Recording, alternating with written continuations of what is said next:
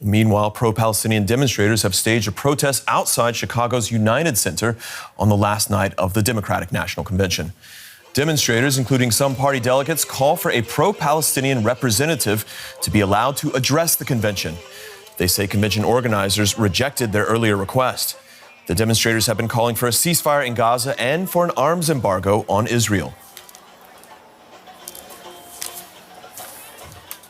DW reporter Stefan Simons is at the demonstrations outside of the convention center in Chicago. Stefan, welcome. Tell us more about the demands of the protesters.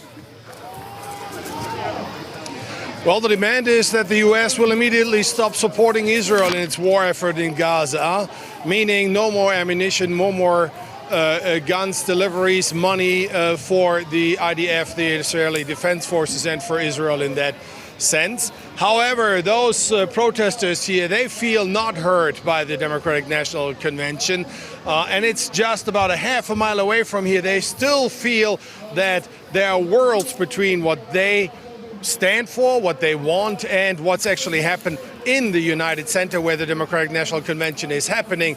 However, this last protest here is the grand finale for the protesters, for the organizations here. 250 plus organizations combined in one coalition.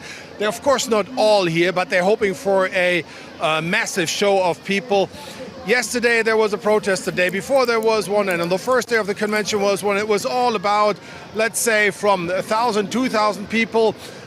Now they want to go to 5,000 to 10,000 people. Is this going to happen? We will see. Stefan, we know that over the past 4 days, Democrats have been trying to send out a message of unity. They've been trying to show that there is incredible support for Kamala Harris. How dangerous could this dissent in the party over the issue of Israel, how dangerous could it be in the coming months of this campaign?